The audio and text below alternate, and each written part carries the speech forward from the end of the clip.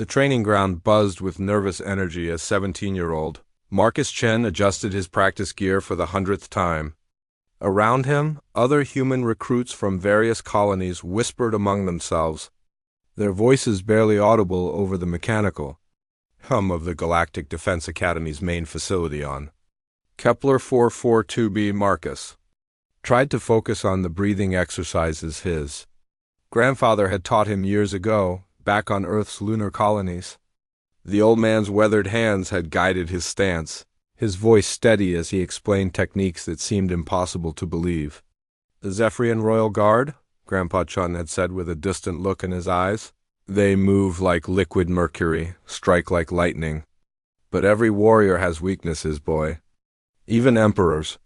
Now, standing in this alien facility surrounded by species from across the galaxy, those stories felt like childhood fantasies. The Zephyrians towered above everyone else, their crystalline skin refracting the artificial sunlight into prismatic rainbows. Their trainer, Kethver, stood nearly 9 feet tall with arms that could probably snap a human spine without effort. Pathetic mammals, Kethver's voice resonated through his translation collar, the mechanical tone failing to hide his disdain. Your species barely qualifies for auxiliary support roles, yet here you stand, pretending to be warriors. The other recruits shifted uncomfortably. A Trilaxian female with tentacles for arms seemed to shrink into herself, while a rock-like Gorvani simply stared ahead with his boulder-sized eyes. But Marcus felt something different stirring in his chest. It wasn't fear or embarrassment, it was recognition. Kethver moved through his demonstration with fluid grace, his forearms weaving intricate patterns as he explained Zephyrian combat techniques. Each movement was precise, deadly, and achingly familiar. Marcus's breath caught in his throat. These were the exact same forms his grandfather had shown him in secret. Late at night, when his parents thought he was asleep, the spiral of eternal storms, Marcus whispered under his breath. Watching Kethver transition into a complex spinning attack pattern, unfortunately, Zephyrian hearing was notoriously acute. Kethver froze mid-movement, his large black eyes focusing on Marcus with laser intensity. "What did you say, human?" Marcus felt every eye in the training ground turn toward him. His mouth went dry, but something in his grandfather's voice echoed in his memory. "Stand tall, boy. Truth has its own strength." "The spiral of eternal storms," Marcus repeated, louder this time. "That's what my grandfather called it." A ripple of shocked murmurs spread through the assembled recruits. The spiral of eternal storms was legendary, a technique supposedly known only to the highest-ranking members of the Zephyrian Royal Guard, even. Other Zephyrians in the crowd looked stunned. Kethver's crystalline skin darkened to a deep purple, a sure sign of anger among his species. He strode across the training ground with predatory grace, each step deliberate and threatening. "Your grandfather? A human knew sacred Zephyrian combat techniques?" His laughter was like breaking glass. "Impossible. Humans weren't even spacefaring when these forms were developed." "My grandfather served in the Emperor's personal guard 40 years ago," Marcus said, trying to keep his voice steady despite his racing heart. "He trained alongside Zephyrian warriors during the Void Wars." The silence that followed was deafening. Even the facility's background hum seemed to fade away.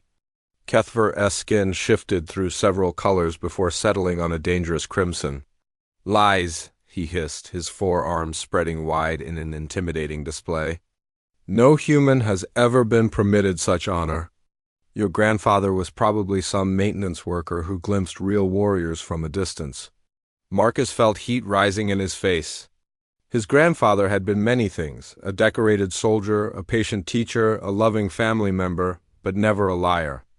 The old man's stories were sacred to Marcus, especially after losing him the previous year. "He wasn't lying," Marcus said firmly. "He saved the Emperor's life during the Battle of Zarian Prime. He was awarded the Star of Eternal honor and given full warrior status." Kethver's response was swift and brutal. His primary right arm lashed out, catching Marcus across the chest and sending him sprawling across the training mat. Pain exploded through his ribs as he hit the ground hard, gasping for air. "Respect." Kethver roared, looming over the fallen teenager. You will learn respect for your betters, human. Your grandfather was nothing but a footnote in real warrior stories. Marcus struggled to sit up, tasting copper in his mouth. Around him, the other recruits watched in horrified silence. None of them moved to help, not that he blamed them. Kethver was their instructor, their superior in every way that mattered in this militaristic society, but as Marcus wiped blood from his split lip, he noticed something interesting. Several of the older Zephyrian observers were whispering among themselves, their skin colors shifting in patterns that suggested deep uncertainty.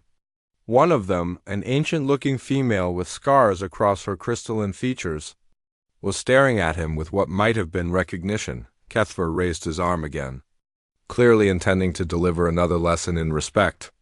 But before the blow could fall, a new voice cut through the tension. That's enough. Everyone turned toward the voice. Standing at the edge of the training ground was a human woman in grease-stained coveralls, her dark hair pulled back in a practical ponytail. She was small compared to the assembled aliens, probably barely 5.5 feet tall, but something in her stance suggested she wasn't intimidated by the size difference. Kethver's skin flickered with confusion and annoyance. This is a restricted training area, maintenance worker. Return to your duties. The woman walked forward with calm confidence, her boots making soft sounds against the polished floor. I'm Chief Mechanic Elena Vasquez, she said, stopping just out of arm's reach of the towering Zephyrian. And that boy you just assaulted happens to be telling the truth. The training ground erupted in fresh murmurs. Kethver's skin shifted through several colors before settling on an ugly brown, embarrassment mixed with rage. Another human with delusions, he snarled. Perhaps you both need lessons in reality. Elena smiled, but it wasn't a pleasant expression. Funny thing about reality, Instructor Kethver. Sometimes it has a way of surprising people. She pulled something from her pocket, a small, crystalline medallion that caught the light and threw it back in complex patterns. Marcus recognized it immediately from his grandfather's old photos. The Star of Eternal Honor, awarded by the Zephyrian Emperor himself. This belonged to Master Sergeant David Chun, Elena said quietly. My mentor. The human who saved Emperor Zethka's life and trained with the Royal Guard for 3 years. Her eyes met Marcus's for a moment before returning to Kethver. The same man who trained me.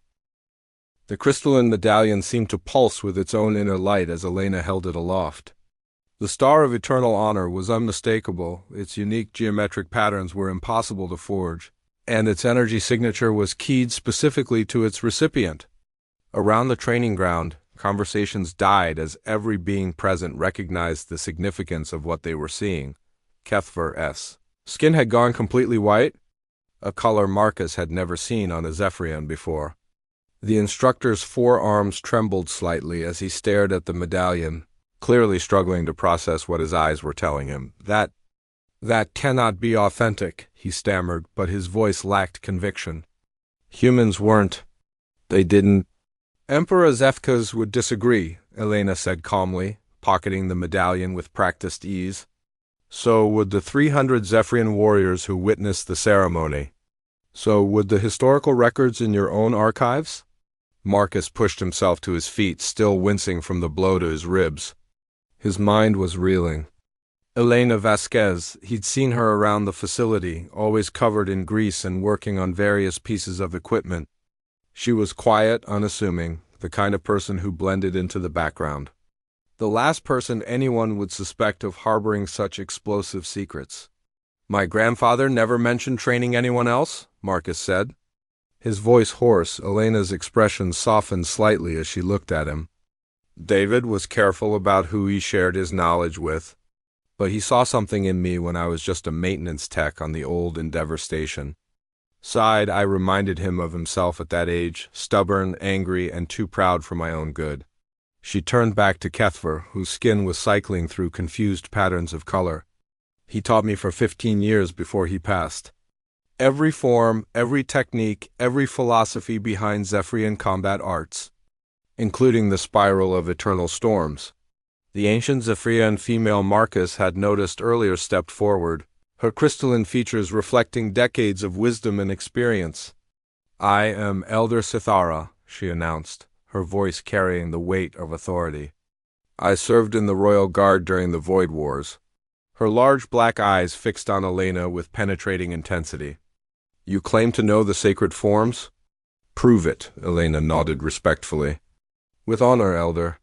What happened next would be burned into Marcus's memory for the rest of his life. Elena moved to the center of the training ground and began to shed her bulky coveralls, revealing simple combat attire underneath. Her boots were practical, her stance unremarkable.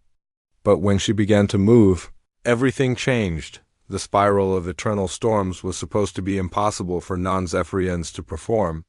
The technique required 4 independent limb movements, each following its own complex pattern while maintaining perfect balance and flow. Zephyrians had evolved for it. Their unique physiology and neural structure made it natural. Elena performed it flawlessly. She moved like liquid starlight, her 2 arms creating the illusion of 4 through speed and precision. Every transition was perfect, every angle exact. But more than that, she captured the essence of the form, the deadly grace that made Zephyrian combat art so feared across the galaxy. When she finished, the silence was absolute. Even Kethver stood frozen, his skin showing patterns Marcus was pretty sure indicated complete mental shutdown. Elder Sithara approached Elena slowly, her ancient eyes studying every detail of the human woman's stance and breathing. "Your form is acceptable," she said finally, which from a Zephyrian was equivalent to high praise. "But technique alone does not make a warrior." David Chin understood this. "Do you?" "A warrior's strength comes not from their body, but from their spirit," Elena quoted. "The greatest techniques are useless without the wisdom to know when not to use them. And the most important victory is the one that prevents a war from starting." The elder's skin shifted to a warm gold color, approval and respect. "David taught you well." He was indeed a true warrior, worthy of the Emperor's trust. She turned to face Kethver, whose skin was now fluctuating wildly between different colors. "Instructor Kethver, you have committed grave errors today?" Kethver seemed to snap out of his trance. "Elder Sithara, I did not know. The records are incomplete, and humans have been known to—" "To what?" The elder's voice cut like a blade. "To lie about military honors? To fabricate metals? These are serious accusations you level against a species that has proven themselves worthy allies." Marcus watched as other Zephyrians in the crowd began to show signs of discomfort. Their skin colors reflected shame and embarrassment. It was becoming clear that Kethver's attitudes weren't unique. Many of them had dismissed human capabilities without ever bothering to learn the truth. "Furthermore," Elder Sithara continued, "you struck a student without provocation. Young Marcus spoke truth, yet you punished him for it. This violates every principle of honorable instruction." Kethver's primary arms drooped. I believed him to be lying, Elder. Human capabilities are limited. Their stories often contain exaggerations." "Their stories," Elena said quietly, "often contain the kind of courage that shames the rest of us." She walked over to Marcus, pulling a small medical kit from her pocket. As she cleaned the cut on his lip, she spoke loud enough for everyone to hear. "Your grandfather didn't just save the Emperor's life, Marcus. He saved the entire Royal Guard unit. They were trapped behind enemy lines, cut off and surrounded by void wraiths. David volunteered for what everyone knew was a suicide mission. He would create a distraction while the others escaped." Marcus had heard this story before, but never with these details. His grandfather had always skipped the dramatic parts, focusing instead on the tactical lessons. But David being David, he didn't just create a distraction. He analyzed the Wraith attack patterns, identified their weakness, and turned a hopeless situation into a stunning victory. Saved not just the guard unit, but an entire colony world. Elder Sithara nodded solemnly. "I was there. I saw him fight with techniques he had observed and adapted in mere hours. He moved like no human before or since, turning our own combat forms into something uniquely effective against the Wraiths." The training ground was completely silent now. Even the facility's background noise seemed muted, as if the station itself was listening. The Emperor didn't just give him the Star of Eternal Honor, the elder continued. He offered him permanent citizenship and a place in the Royal Guard. David declined. He said his place was with his own species, helping them grow stronger. Elena finished treating Marcus's cut and stepped back.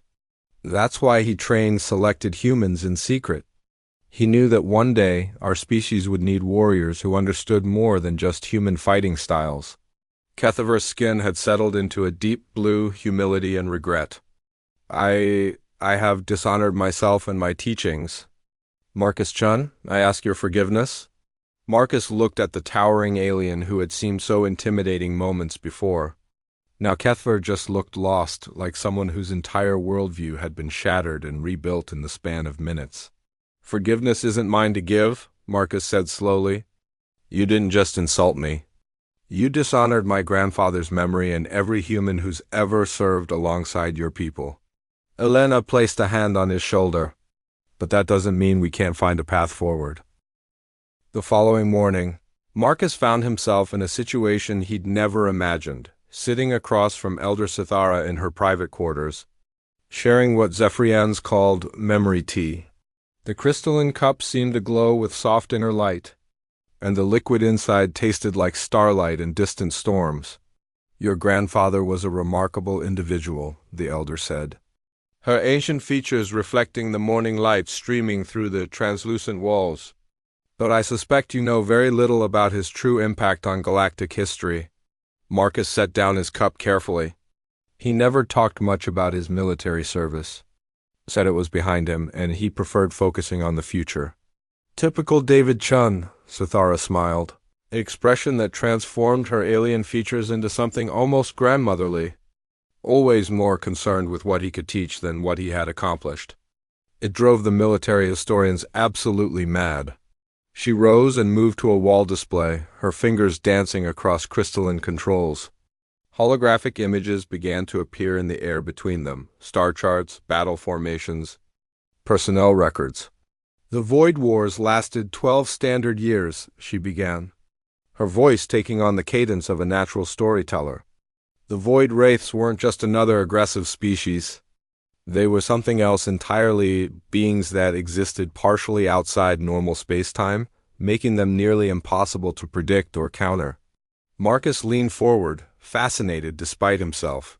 His grandfather had mentioned the Void Wraiths, but always in the context of tactical lessons. Never as the galaxy-threatening force they apparently were.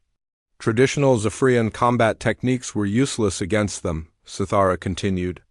Our forms assumed physical laws that the Wraiths could simply ignore. Our strategies were based on logical thinking patterns that didn't apply to semi-dimensional entities. The holographic display shifted, showing battle formations that seemed to make no sense, ships arranged in seemingly chaotic patterns, ground forces deployed with massive gaps in their lines.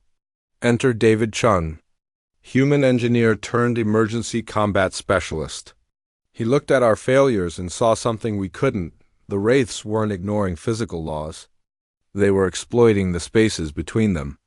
Like finding bugs in software code, Marcus said, understanding dawning. Exactly. Your grandfather approached the Void Wraiths like a systems problem rather than a military one. He developed new tactics that used our strengths while compensating for the Wraiths' dimensional advantages. The display showed a specific battleships moving in intricate spirals, ground forces advancing in seemingly random bursts. But Marcus could see the pattern now, the underlying logic that turned chaos into strategy. The Battle of Zarian Prime wasn't just about saving the Emperor, Sithara said softly. It was about proving that David's theories could work on a large scale. The tactics he developed there became the foundation for our eventual victory in the Void Wars. Marcus felt a strange mix of pride and sadness. His grandfather had literally helped save the galaxy and had never mentioned it. Not once, he trained me, Sithara continued, and several other guard members in his adapted techniques. But more importantly, he taught us to think differently about combat entirely, to see beyond our traditional limitations. A soft chime interrupted their conversation. Suthara touched a communication crystal, and Elena's voice filled the room. Elder Suthara, I'm sorry to interrupt, but we have a situation developing in Training Bay 7. It involves Instructor Kethver and some of the human recruits. The elder's skin shifted to concerned orange patterns. What kind of situation? The kind that requires immediate attention from someone the recruits actually respect. Elena replied diplomatically. Minutes later, Marcus found himself hurrying through the station's corridors alongside the elder, trying to keep up with her surprisingly quick pace. They could hear shouting long before they reached Training Bay 7, angry voices raised in multiple languages. The scene that greeted them was chaotic. Nearly 24 human recruits had formed a loose circle around Kethver, their faces showing varying degrees of anger and suspicion. The Zephyrian instructor stood in the center, his skin cycling through confused patterns as he tried to address their hostility. You want us to trust you? One of the humans was saying, a muscular young woman with pilot's insignia on her uniform. After what you did to Marcus yesterday? After spending months treating us like we're barely qualified to clean toilets? I have acknowledged my errors, Kethver replied, but his voice carried frustration rather than contrition. I have offered appropriate apologies. What more do you require? How about some proof that you actually mean it? Another recruit called out. How about admitting that everything you've taught us about human limitations was garbage? Marcus could see the problem immediately. Kethver was trying to handle this like a typical military discipline issue, following proper protocols and expecting that to be sufficient. But the human recruits weren't interested in formal apologies. They were angry about months of condescension and dismissive treatment. Elena appeared beside them, looking grim. It's been building all morning, she murmured to the elder. Word spread about yesterday, and now everyone wants answers. Kethver has been trying to conduct normal training, but the humans aren't cooperating. Perhaps, Elder Sithara said thoughtfully, it is time for a different approach to this problem. She walked into the training bay with regal composure, her presence immediately commanding attention. The shouting died away as all eyes turned to her. I see we have reached an impasse, she observed calmly. Instructor Kethver seeks to move forward through proper protocols. The human recruits demand something more substantial than formal apologies. Both perspectives have merit. She moved to stand between the two groups, her ancient eyes studying faces on both sides. Kethver, you have served as an instructor for how long? 15 standard years, Elder. And in that time, how many species have you trained? 7 different species, Elder. Trilaxians, Gorvani, Celestians, Nexari, Cathara, Vorthan, and humans. I see. And which of these species required you to adjust your teaching methods? Kethver's skin flickered with uncomfortable patterns. I have used standard galactic defense protocols for all species, Elder. Ah, Suthara nodded. Standard protocols? Tell me, when training a Gorvani in aerial maneuvers, do you use the same techniques you would use for a Celestian? Of course not, Elder. Gorvani cannot fly. They are rock-based.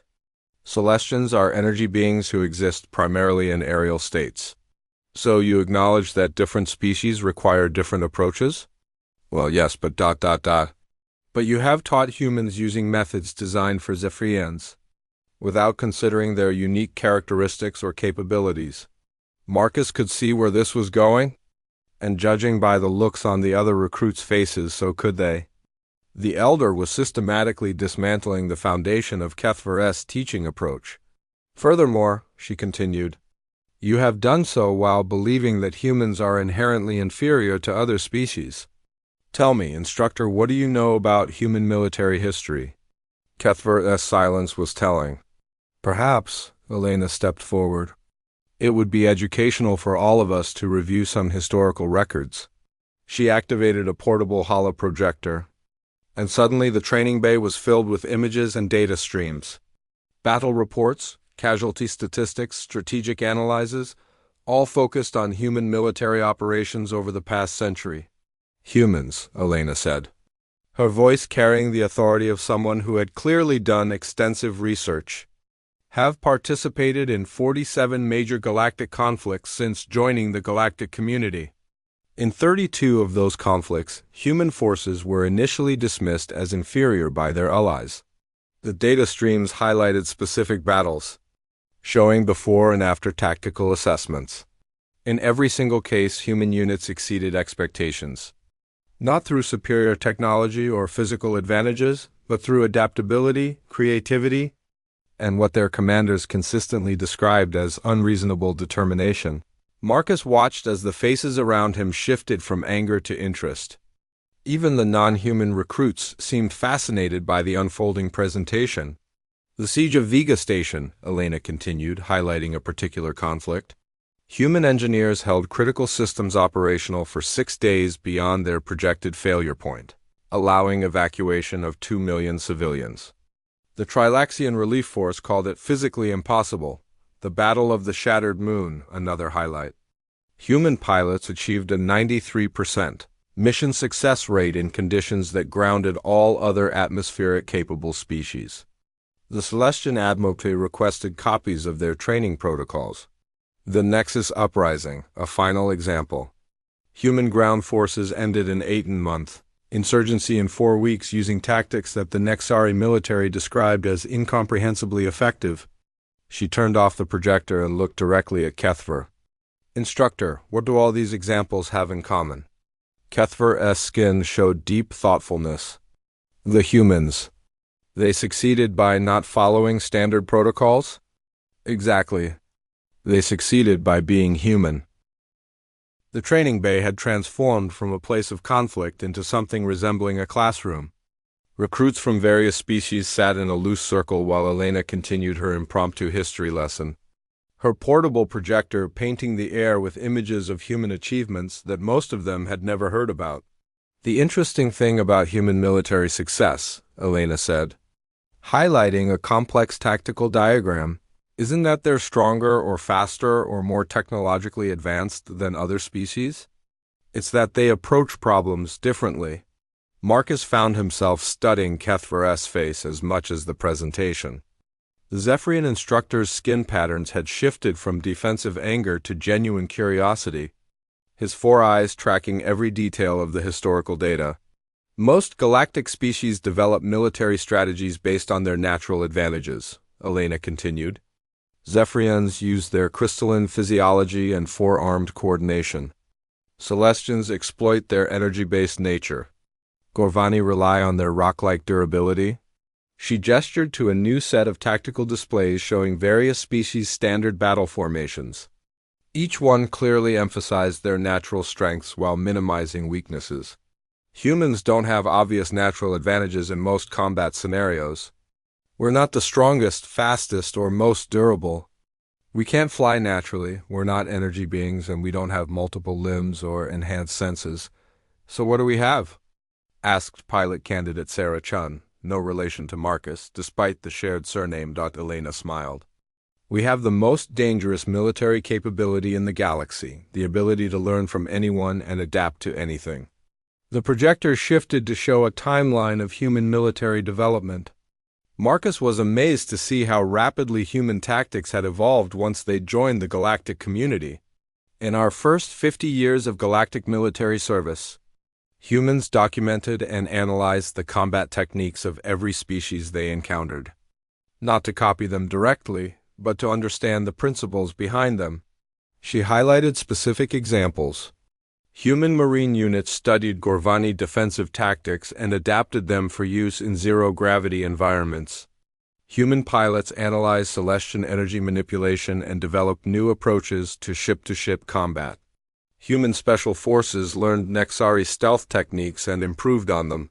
But the most significant development, she said, her voice taking on a more serious tone, was when humans began combining techniques from multiple species into entirely new approaches. The display showed David Chun's service record, and Marcus felt a surge of pride mixed with awe. His grandfather's innovations were laid out in stark detail, tactical adaptations that had influenced military doctrine across the galaxy. David Chun's greatest contribution wasn't just adapting Zephyrian combat. Forms for human use, Elena explained. He developed a systematic approach for analyzing any species' techniques and integrating them with human adaptability. She turned to face Kethver directly. Instructor, when you teach Zephyrian combat forms, what is your primary focus? Kethver's skin showed thoughtful patterns. Physical precision and adherence to traditional forms. The techniques have been perfected over thousands of years. And when David taught those same forms to humans? Elena answered for him. He focused on understanding the principles behind each technique, then finding ways to achieve the same tactical objectives using human capabilities. A new display appeared, showing side-by-side comparisons of Zephyrian and human versions of the same combat forms. The differences were subtle but significant. Where Zephyrians relied on their natural four-armed coordination, the human adaptations used timing and momentum to achieve similar results with only two arms. The spiral of eternal storms, Elena demonstrated, moving through the form slowly so everyone could see the details. For Zephyrians, it's a natural expression of their physiology. For humans, it requires different timing, different breathing, different mental focus. But the tactical result is identical. Marcus watched the other recruits' faces as understanding dawned. They weren't being taught to be inferior copies of other species. They were being taught to be the best possible versions of themselves. Which brings us, Elder Sithara said, speaking for the first time since the lesson began, to the fundamental question facing this training program. All eyes turned to her as she rose from her seated position with fluid grace. Should human recruits be trained using standard, galactic defense protocols, which treat all species as variations on a common theme? Or should they be trained in ways that acknowledge and utilize their unique characteristics? The question hung in the air like a challenge. Marcus could see the implications immediately. This wasn't just about their training, but about humanity's role in the galactic community. The current approach, Kethver said slowly, his skin showing deep consideration, has produced adequate results according to standardized testing metrics. Adequate? Elena repeated. Yes, that's exactly the problem. She activated the projector again, this time showing performance comparisons between different training approaches. These are results from 3 different human training cohorts. Group 1 received standard galactic military training. Group 2 received modified training that accounted for some human characteristics. Group 3 received experimental training based on David Chun's integrated approach. The differences were striking. Group 3 outperformed the others in virtually every category, not just in raw scores but in adaptability, innovation, and what the reports termed tactical creativity. Group 3 didn't just meet galactic standards, Elena continued. They exceeded them in ways that forced military theorists to reconsider what those standards should be. Marcus felt something shifting in the training bay's atmosphere. The tension between species wasn't disappearing, but it was transforming into something more like curiosity and possibility. So what you're suggesting, said a Trilaxian recruit, her tentacles writhing with nervous energy, is that the training methods should be different for each species? Not different, Elder Sithara corrected gently. Optimized. We should train each species to be the best possible version of themselves, not acceptable copies of some arbitrary standard. She looked around the circle of recruits, her ancient eyes reflecting depths of wisdom and experience. The galaxy is vast and dangerous. The threats we face are constantly evolving. Do we want military forces that all think and act the same way, or do we want forces that can approach problems from every possible angle? Diversity of approach equals tactical advantage, Elena added. It's one of the fundamental principles David developed during the Void Wars. Kethver's skin had settled into patterns that Marcus was beginning to recognize, as deep thought mixed with growing excitement. If what you suggest is correct, the instructor said carefully, then my methods have not only been inadequate, they have been counterproductive. I have been trying to make humans into poor copies of Zephyrians instead of helping them become excellent humans. That's Actually, a pretty good summary, Elena said with approval. But such an approach would require completely reconsidering our training protocols. The administrative complexity alone would be worth it, Elder Sithara said firmly, if it meant better preparing our forces for the challenges they will face. She stood and moved to the center of the circle, her presence commanding attention from every being in the room. I propose an experiment, she announced. This cohort will serve as a test group for new training approaches. Each species will be trained using methods optimized for their unique characteristics and capabilities. The excitement in the room was palpable. Marcus could see other recruits sitting straighter, their eyes bright with new possibilities. But, the elder continued, raising one crystalline hand for silence, this will not be easier than standard training. It will be considerably more challenging. You will be expected not just to master your own species-optimized techniques, but to understand and work effectively with the techniques used by every other species in your unit. She looked directly at Marcus. Young Shun, are you prepared to learn not just your grandfather's adapted Zephyrian forms, but to understand how they integrate with Trilaxian flexibility tactics and Gorvani defensive strategies? Marcus felt his heart racing. This was everything his grandfather had hoped for. A military approach that celebrated differences instead of trying to erase them. Double quotes. Yes, Elder. Absolutely, yes. Excellent. She turned to Kethver. Instructor, are you willing to completely rebuild your teaching methods based on principles that may challenge everything you think you know about military training? Kethver's skin shifted through several colors before settling on bright gold, determination mixed with anticipation. Elder Sithara, I believe I have been teaching the same lessons for 15 years without truly understanding what I was trying to accomplish. If there is a better way, I want to learn it. Elena smiled broadly. Then let's get to work. 3 months later, Training Bay 7 had been transformed into something that looked more like a laboratory than a traditional military facility. Holographic displays covered every wall, showing tactical simulations, biomechanical analyses, and performance metrics that would have been incomprehensible to Marcus when he first arrived. He stood in the center of the bay, breathing heavily after completing what Elena had termed integration. Protocol 7, a complex exercise that combines Zephyrian combat forms with Trilaxian flexibility, techniques, and human adaptability principles.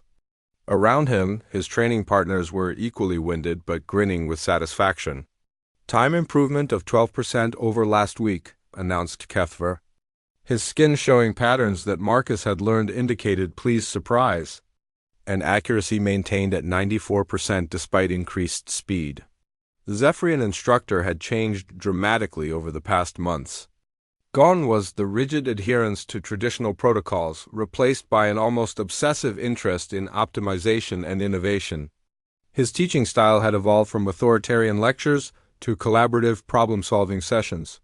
More importantly, Elena added, studying her tablet as she walked around the group, threat response time has improved by 38%.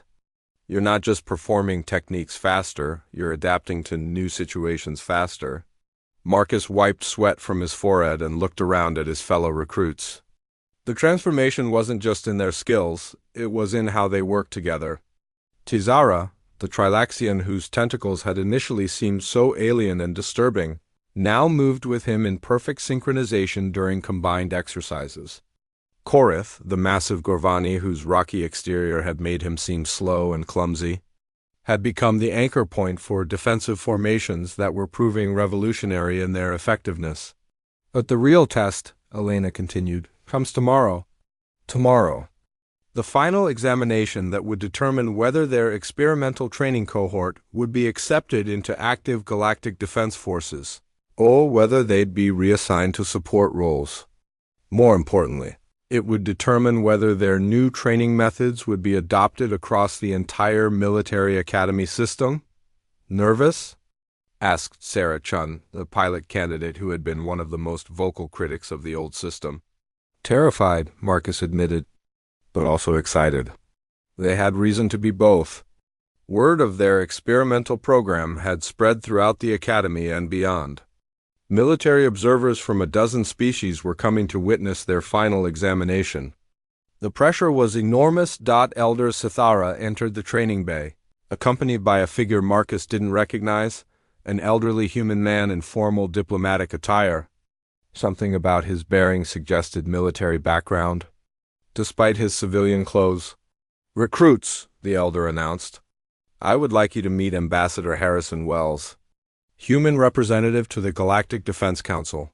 The ambassador stepped forward, studying each of them with sharp, intelligent eyes.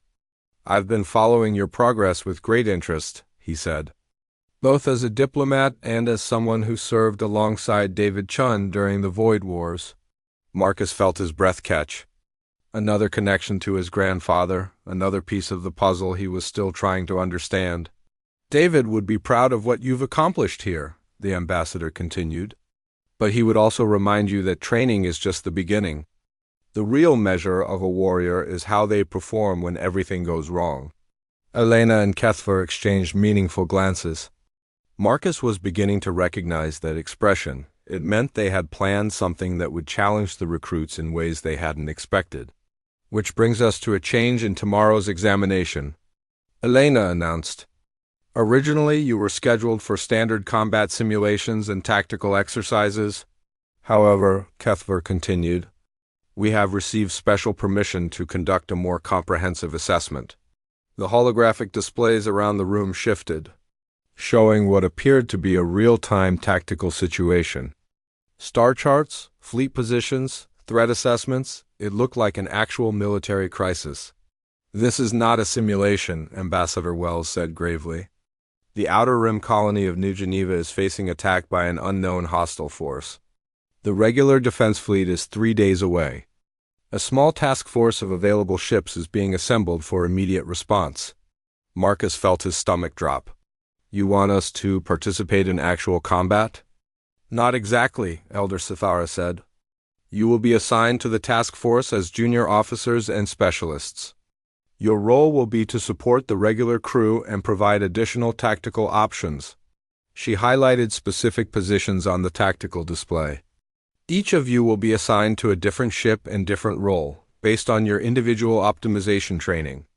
You will have to work together across ship-to-ship communications while adapting to crews and equipment you've never used before." The challenge was staggering. Not only would they have to perform under real combat pressure, but they'd have to do it while separated from their training partners and integrated with regular military personnel who had no experience with their new techniques.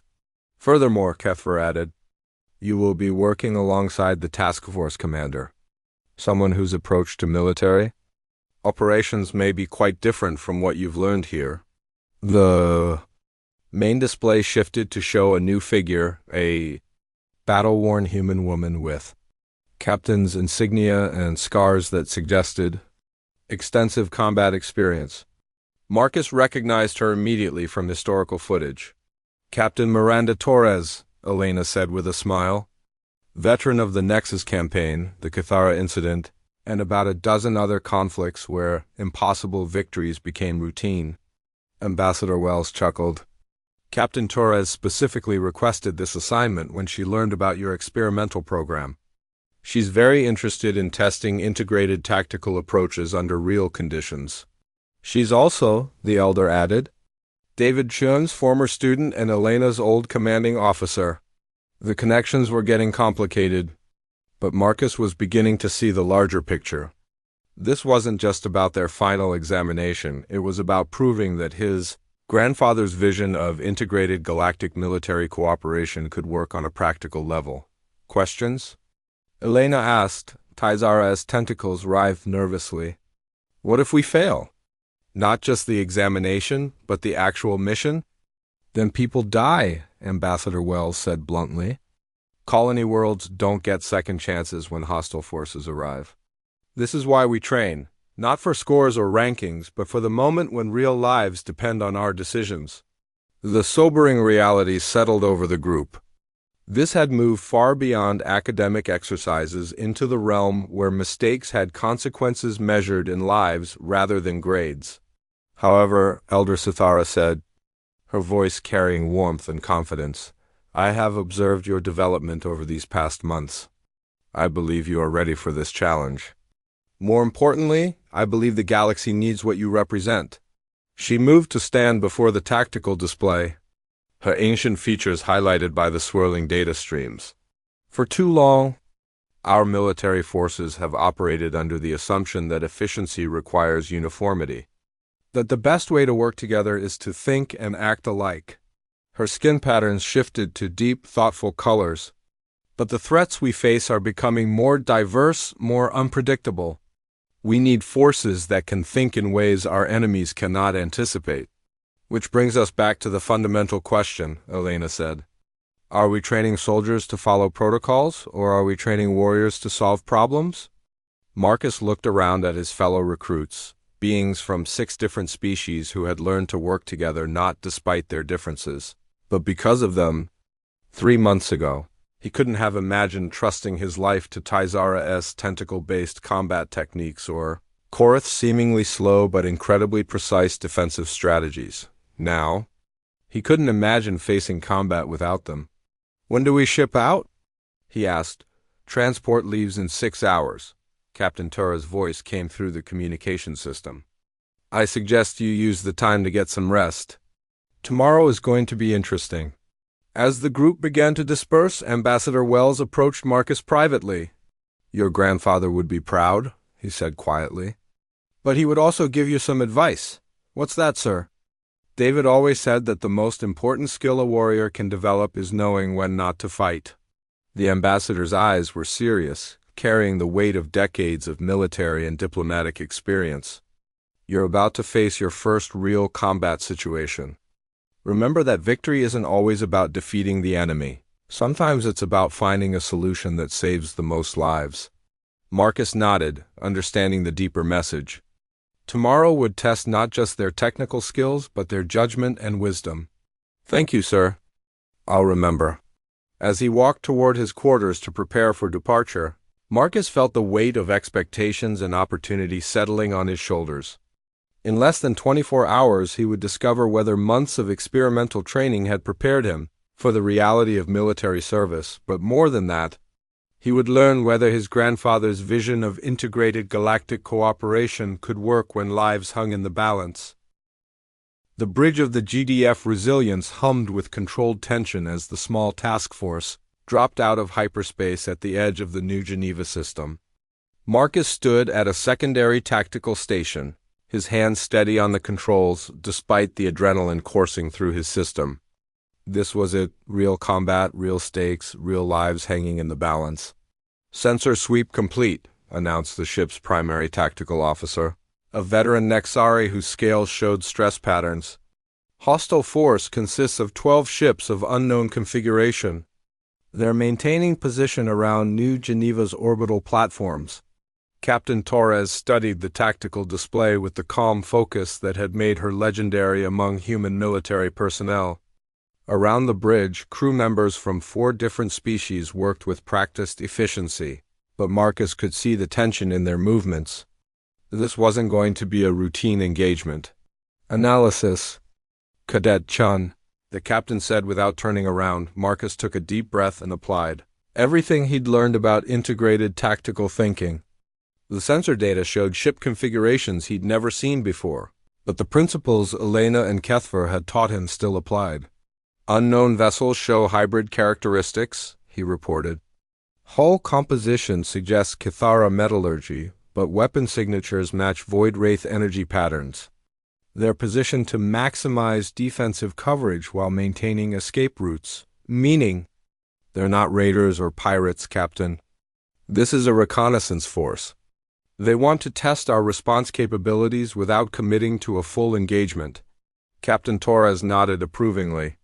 Conclusions? If we attack conventionally, they'll retreat and return with overwhelming force. But if we can demonstrate capabilities they don't expect, we might convince them that this system isn't worth the cost of conquest. Interesting assessment. The captain finally turned to face him. Recommendations? This was the moment Marcus had been training for, not just the technical skills, but the judgment calls that separated competent soldiers from effective warriors. He could hear his grandfather's voice in his memory. The greatest victories are the ones that prevent wars from starting. Integrated tactics, Captain? Show them something they've never seen before. Captain Torres smiled. Communications, open channel to all task force vessels. It's time to see if our experimental training was worth the investment. The next 20 minutes unfolded like a carefully choreographed dance. Marcus coordinated with his fellow recruits across 5 different ships, each applying their specialized training while maintaining perfect communication and timing. Tizara, aboard the fast attack ship Comet, used her trilaxium flexibility training to pilot maneuvers that seemed to violate physics. Her ship twisted and spiraled through 3-dimensional space in patterns that confused the enemy targeting systems while positioning her for precision strikes. Korath, on the heavy cruiser Fortress, anchored a defensive formation that absorbed enemy fire while providing cover for the more fragile vessels.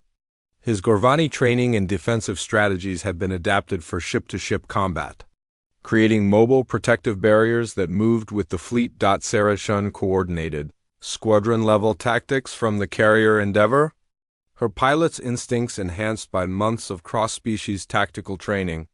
She directed fighter squadrons in attack patterns that combined the best elements of multiple species. Approaches to aerial combat, but it was the integration that made the difference. Where traditional galactic military doctrine would have each ship operating according to species-specific protocols, the task force moved as a unified organism.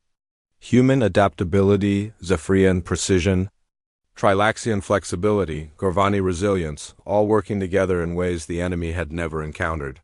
Enemy formation is breaking, reported the Nexari tactical officer, his scales showing amazed patterns.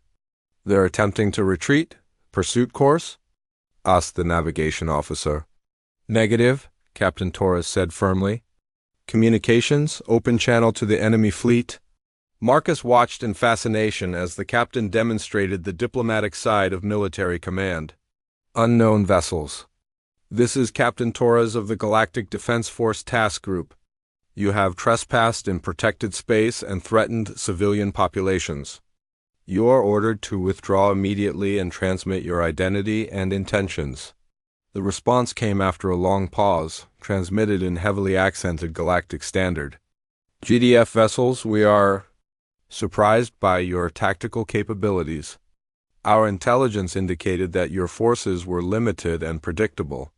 Your intelligence was incomplete, Torres replied calmly. The Galactic Defense Force has evolved considerably in recent years. I suggest you update your databases before planning future operations. Another pause, longer this time. Marcus could imagine the enemy commanders debating their options. They had expected to face conventional tactics from an outgunned task force. Instead, they had encountered something entirely new. GDF Task Group, we acknowledge your superiority in this engagement. We withdraw with the understanding that this system is under stronger protection than anticipated. Acknowledged. Safe travels. As the enemy ships jumped to hyperspace, the bridge erupted in congratulations and relief. But Captain Torres raised her hand for silence. Well done, everyone. But remember, this was just a probe. They'll be back, and next time they'll come prepared for what they saw today. She turned to Marcus. Analysis of our performance, Cadet? Marcus considered the question carefully. We succeeded in our immediate objective, Captain. The colony is safe, and we avoided a destructive engagement. But the real victory is strategic. We've introduced uncertainty into their planning. Elaborate. They came here expecting to face standard galactic defense tactics. Instead, they encountered integrated approaches they couldn't predict or counter. Now they have to reconsider their entire assessment of our military capabilities. And the broader implications? If word spreads about our tactical innovations, it could deter future aggressive actions across the Outer Rim. Uncertainty is one of the most effective deterrents in military strategy. Captain Torres nodded with approval. Outstanding analysis, Cadet. You're thinking like a strategic officer, not just a tactical one. Over the ship's communication system, Elder Sithara's voice reached them from the academy. Task Force Resilience, we have been monitoring your engagement. Congratulations on an exemplary demonstration of integrated tactical doctrine. Thank you, Elder, Captain Torres replied. I believe we have definitive proof that the experimental training program should be expanded system-wide. Agreed. The Galactic Defense Council has already begun discussions about implementing these methods across all Academy facilities. Marcus felt a surge of pride mixed with amazement. In the span of a few months, he had gone from a struggling recruit facing down an angry instructor to a participant in a tactical innovation that could reshape galactic military doctrine. But more than that, he had finally understood what his grandfather had been trying to tell him all those years ago. It wasn't about being the strongest or fastest or most technically proficient. It was about learning to see every challenge from multiple perspectives and finding solutions that no one else had considered. Later that evening, as the task force maintained position around New Geneva while regular defense forces arrived, Marcus found himself in the ship's observation deck, looking out at the stars. The battle had been won without firing a shot. The colony was safe, and the enemy had withdrawn. By any measure, it was a perfect outcome. Elena joined him at the observation window, her reflection showing satisfaction and exhaustion in equal measure. How do you feel? She asked. Different, Marcus said honestly. 3 months ago, I was just trying to survive training. Now, I feel like I understand what we're really trying to accomplish, which is building a galaxy where differences are strengths instead of weaknesses, where cooperation doesn't mean everyone has to be the same. Elena smiled. Your grandfather would be proud. He always said that the best warriors are the ones who fight to prevent wars, not to win them. Marcus nodded, watching as distant stars reflected off the ship's hull. Somewhere out there, the enemy fleet was retreating to report what they had encountered. Military planners across the galaxy would soon be studying the engagement, trying to understand the implications of integrated tactical doctrine. But for Marcus, the real victory was simpler and more personal. He had proven to himself that his grandfather's teachings were more than just family stories. They were practical wisdom that could make a real difference in the galaxy. And maybe, just maybe, they represented the beginning of a new approach to galactic cooperation, one based on celebrating diversity instead of trying to eliminate it. As the observation deck filled with other crew members coming to watch the stars, Marcus realized that this was just the beginning.